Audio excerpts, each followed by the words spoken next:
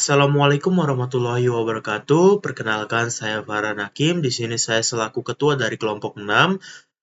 Di sini kami akan menjelaskan hasil dari makalah kami yang berjudul Strategi dan Pemanfaatan Teknologi Informasi dan Komunikasi dengan Metode Ceramah dalam Meningkatkan Kualitas Pembelajaran dan Kompetensi Pedagogi di Era Digital.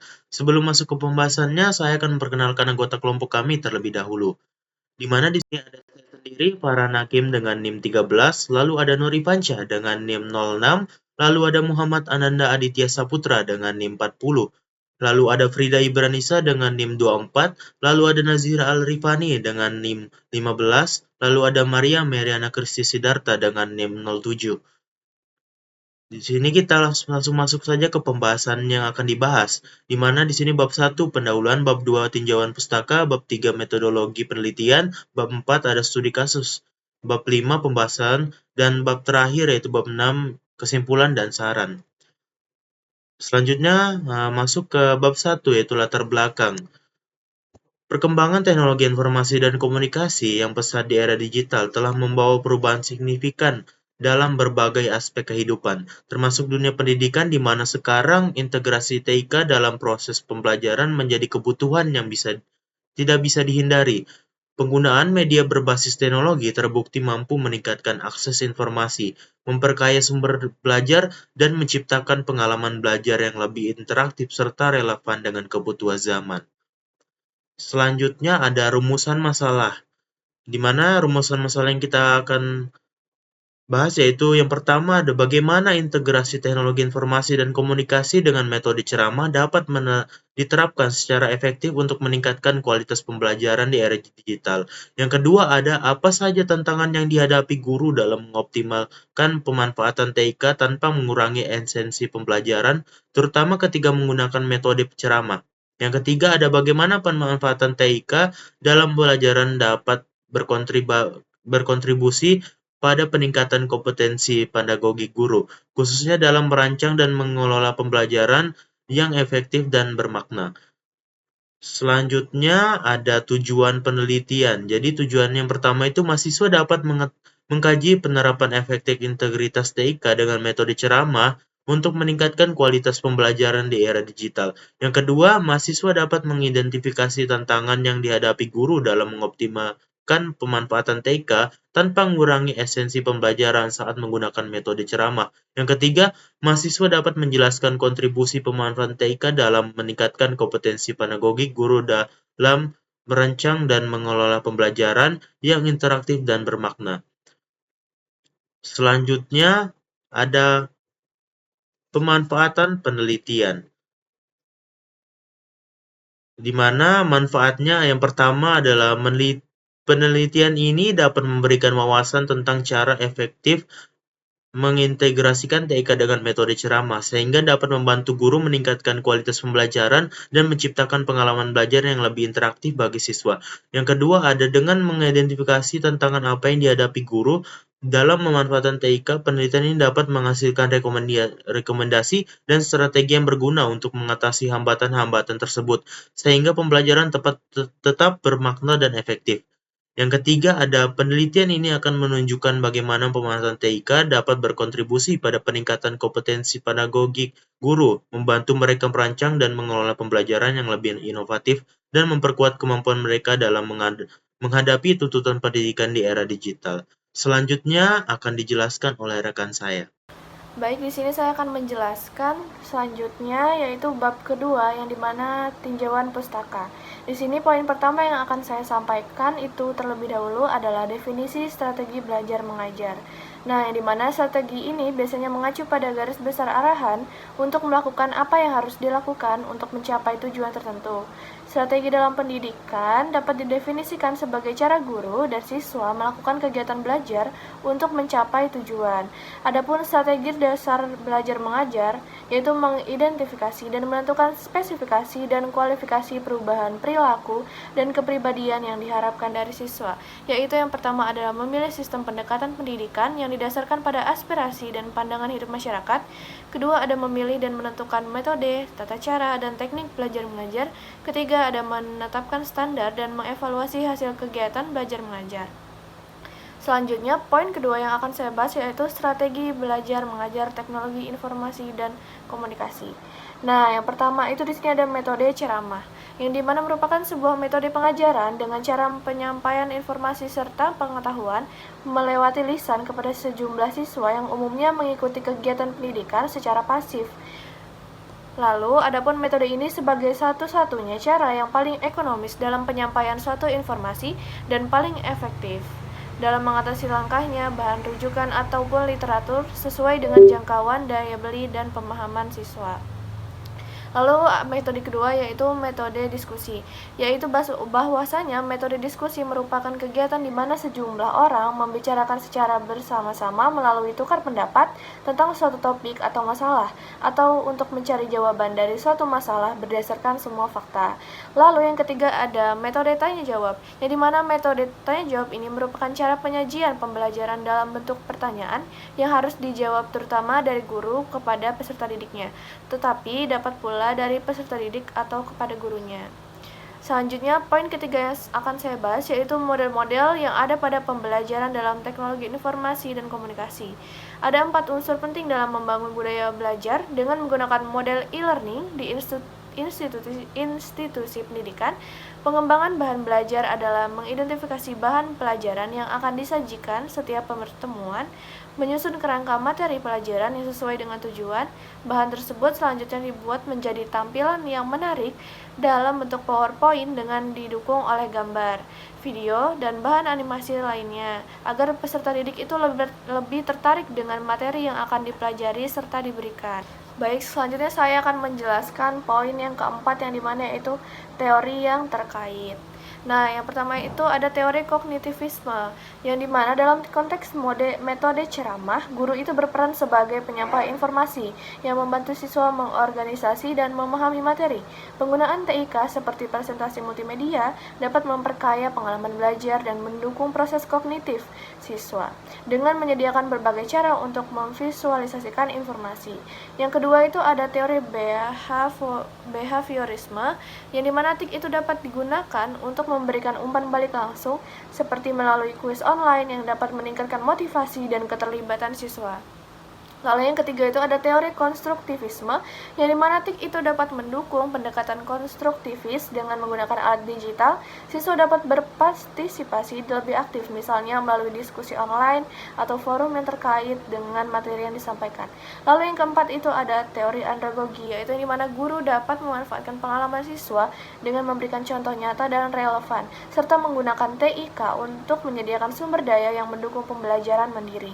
Selanjutnya yang terakhir ada kelima, teori pembelajaran berbasis teknologi. Di sini pendekatan ini mengakui peran teknologi dalam pendidikan modern. Metode ceramah yang dipadukan dengan TIK dapat menciptakan lingkungan belajar yang lebih interaktif dan menarik. Dengan memanfaatkan multimedia dan platform digital, guru dapat menyampaikan materi dengan cara yang lebih bermanfaat, menarik, dan relevan bagi siswa. Segitu penjelasan dari saya, yaitu pembuat tinjauan pustaka. Selanjutnya akan dijelaskan oleh rekan saya.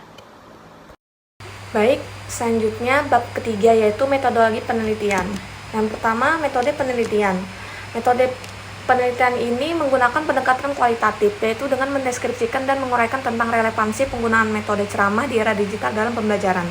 Teknik pengumpulannya ini ada studi kepustakaan, yaitu mengumpulkan bahan-bahan yang berkaitan dengan penelitian. Variabel yang digunakan dalam penelitian adalah variabel bebas, yaitu metode ceramah, dan variabel terikat. Yang kedua, sumber data. Sumber data ini yang pertama ada Adisel dan kawan-kawan tahun 2022, pengaruh penggunaan metode ceramah terhadap hasil belajar siswa pada mata pelajaran IPS. Yang kedua, peningkatan minat belajar siswa dengan menggunakan metode ceramah interaktif. Yang ketiga, upaya meningkatkan motivasi belajar bahasa Indonesia dengan penerapan metode ceramah bervariasi siswa kelas 3 di SDN 1 Cidogiri Pasuruan. Teknik pengumpulan datanya ini menggunakan studi kepustakaan dan kajian literatur. Teknik analisis data ini menggunakan analisis deskriptif yang prosesnya yaitu yang pertama pengumpulan data melalui buku jurnal ilmiah dan literatur terkait yang diperoleh dari kajian pustaka. Yang kedua, penyusunan data. Data yang telah dikumpulkan ini disusun secara sistematis untuk mendapatkan gambaran yang jelas dan mendetail. Yang ketiga itu pengelolaan data, yaitu diolah untuk memahami pola hubungan yang ada, terutama terkait relevansi metode ceramah dalam pembelajaran di era digital. Yang keempat yaitu analisis data, yaitu menganalisis jurnal 12 jurnal. Semua menunjukkan bahwa metode ceramah masih relevan dan efektif di era digital. Selanjutnya akan dijelaskan oleh rekan saya. Baik, di bab 4 pada poin deskripsi kasus, kami mengambil kondisi di SMK Negeri 6 Kendari, di mana ketersediaan sarana prasarana untuk mengembangkan dan melaksanakan pembelajaran berbasis komputer itu sudah ada, namun belum dimanfaatkan secara optimal untuk pembelajaran dengan memanfaatkan blog sebagai media dan sumber informasi.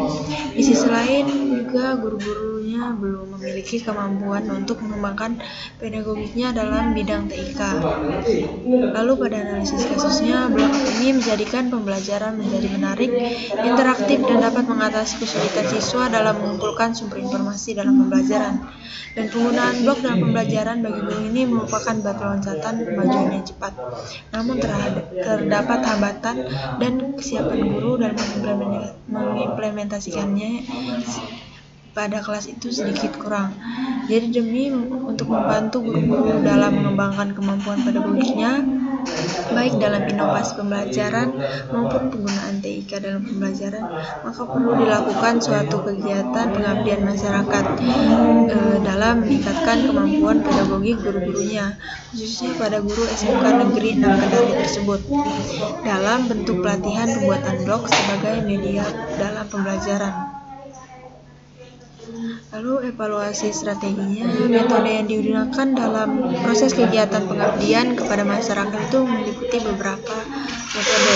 Yang pertama ada metode ceramah yang memberikan penjelasan langsung dalam pengembangan blog. Lalu yang kedua metode diskusi sebagai curah pendapat antara peserta dengan tim pengabdian pada hal-hal yang dirasa kurang dipahami atau dianggap sulit. Lalu yang ketiga ada metode praktek yang memberikan kesempatan kepada peserta dalam mempraktekkan materi pelatihan yang telah diperoleh. Lalu indikator keberhasilan pelaksanaan pengabdian kepada masyarakat ini yaitu adanya respon positif peserta terhadap pelatihan pengembangan blog dalam pelajaran SMK dan adanya produk yang dihasilkan peserta pelatihan yaitu blog pembelajaran yang nanti akan diimplementasikan dalam kelas selama proses pembelajaran. Selanjutnya bab 5 akan dijelaskan oleh rekan kelompok saya. Baik, setelah di bab 4, rekan Kristi telah menjelaskan tentang deskripsi kasus, analisis kasus, dan evaluasi strategi. Kali ini di bab 5 kita akan membahas tentang diskusi, kaitan dengan teori dan temuan, serta implikasinya. Langsung saja kita masuk ke penjelasan awal yaitu diskusi. Adapun hasil diskusi kami menunjukkan bahwa kegiatan ini melibatkan 15 guru dari SMK Negeri 6 Kendari yang terpilih berdasarkan kemampuan mereka dalam mengoperasikan laptop. Mereka menerima materi pengantar mengenai blog dan dibimbing secara bertahap untuk menciptakan blog sebagai media pembelajaran. Setelah sesi materi, tim pengabdian mendampingi para guru dalam pengembangan blog hingga mereka mampu membuat media pembelajaran sesuai dengan bidang studi masing-masing. Evaluasi tentu dilakukan melalui lembar observasi dari tahap pendampingan hingga hasil akhir. Adapun berdasarkan hasil diskusi kami, penguasaan konsep dan kemampuan membuat media pembelajaran para guru menunjukkan hasil yang sangat baik, disertai respon positif dari mereka. Para guru mengharapkan agar kegiatan serupa dapat terus dikembangkan di masa yang akan datang. Baik, selanjutnya kita akan masuk ke penjelasan kaitan dengan teori, di mana studi kasus pengabdian di SMK Negeri 6 Kendari menunjukkan keterkaitan dengan berbagai teori pembelajaran dan juga strategi pengajaran, khususnya dalam pemanfaatan TIK. Yang pertama itu ada konstruktivisme mekanisme. Di sini guru aktif membangun pengetahuan saat membuat blog, menginternalisasi keterampilan baru dan relevan dengan bidang studi mereka. Yang kedua itu ada kolaboratif, di mana diskusi dan berbagai pengalaman antar guru itu memperkuat pembelajaran melalui kolaborasi. Yang ketiga ada andragogi, yaitu pelatihan praktis ini sesuai dengan pembelajaran orang dewasa yang mandiri dan termotivasi untuk menerapkan pengetahuan di dalam kelas. Yang keempat ada evaluasi formatif. Observasi dan umpan balik selama pelatihan akan membantu guru meningkatkan keterampilan mereka secara bertahap. Dan yang kelima ada TIK dan pembelajaran aktif. Blog sebagai media pembelajaran memfasilitasi interaksi dan juga akses informasi yang lebih dinamis. Metode ceramah, diskusi, dan juga praktek ini akan membuat pengalaman belajar lebih aktif dan beragam. Dan yang keenam ada keberhasilan, di mana respon positif dan juga blog yang dihasilkan ini menunjukkan pelatihan ini berhasil meningkatkan kemampuan pedagogik dari seorang guru. Tentu kegiatan ini akan mencerminkan penerapan teori pendidikan yang dapat diadopsi oleh institusi lain untuk meningkatkan kualitas pengajaran yang berbasis teknologi. Baik, selanjutnya kita akan masuk ke penjelasan temuan dan juga implikasi. Adapun temuan utama pada kasus ini adalah 1. Peningkatan kemampuan dari guru. Pelatihan blog ini berhasil meningkatkan keterampilan TIK dari seorang guru, menunjukkan efektivitas pelatihan yang terstruktur. Yang kedua ada respon positif. Guru merasa lebih siap dan termotivasi untuk menggunakan TIK dalam pengajaran. Yang ketiga ada efektivitas blog. Blog diakui sebagai media pembelajaran yang efektif, membantu menyampaikan materi dan meningkatkan interaksi dengan siswa. Yang keempat ada hambatan. Tantangan ini meliputi kurangnya wawasan desain pembelajaran yang berbasis TIK dan juga keterbatasan akses teknologi. Adapun implikasi yang bisa kita lakukan adalah yang pertama yaitu pelatihan berkelanjutan. Penting untuk menyediakan pelatihan TIK yang berkelanjutan bagi guru untuk memperkuat integrasi teknologi dalam pembelajaran. Yang kedua adalah penguatan kurikulum TIK. TIK perlu diintegrasikan dalam kurikulum sebagai alat pendukung di semua mata pembelajaran. Yang ketiga ada eksplorasi media. Guru didorong menggunakan berbagai media TIK seperti blog dan juga video untuk meningkatkan keterlibatan dari para siswa. Yang keempat ada akses teknologi. Sekolah harus menyediakan infrastruktur teknologi yang memadai dan pelatihan dalam penggunaannya. Yang kelima ada evaluasi berkelanjutan. Evaluasi dan umpan balik berkelanjutan dari sejawat dan juga siswa ini penting untuk meningkatkan implementasi TIK dalam proses pembelajaran. Baik, setelah di bab 5 kita sudah menjelaskan tentang diskusi, kaitan dengan teori dan juga temuan serta implikasi. Tentu di bab 6 kita akan membahas mengenai kesimpulan dan juga saran. Dan adapun untuk kesimpulan dan saran akan dijelaskan oleh rekan saya Adit. Langsung saja kita masuk ke bab 6. Baik, jadi selanjutnya di sini ada bagian kesimpulan dari materi yang telah dijelaskan oleh rekan-rekan saya sebelumnya. Di sini saya dapat memberikan beberapa kesimpulan. Yang pertama ada integrasi TIK dalam metode ceramah dapat meningkatkan kualitas pembelajaran dengan menggunakan multimedia seperti video dan grafik untuk menjelaskan konsep yang lebih kompleks. Kedua, guru menghadapi tantangan seperti keterbatasan keterampilan dalam menggunakan TIK yang dapat menghambat pemanfaatan teknologi secara optimal. Ketiga, ada pemanfaatan TIK dalam pembelajaran membantu guru merancang pengalaman belajar yang lebih kreatif dan interaktif. Kemudian selanjutnya di sini ada saran yang dapat kami berikan. Yang pertama, pelatihan TIK untuk guru. Mengadakan program pelatihan dan workshop secara berkala untuk meningkatkan keterampilan guru dalam menggunakan TIK. Kedua, ada peningkatan infrastruktur teknologi. Pemerintah dan lembaga pendidikan perlu berinvestasi dalam meningkatkan infrastruktur teknologi, terutama di daerah terpencil. Ketiga, ada pengembangan metode pembelajaran kreatif, yaitu dorong guru untuk merancang dan mengimplementasikan pengalaman belajar yang lebih kreatif dan interaktif. Selain itu, dukung pengguna pembelajaran berbasis proyek yang memanfaatkan TIK untuk meningkatkan kolaborasi dan komunikasi antar siswa, serta memperkaya metode pengajaran yang mereka gunakan. Jadi itulah kesimpulan dan saran yang dapat kami berikan. Kurang lebihnya mohon maaf. Wassalamualaikum warahmatullahi wabarakatuh.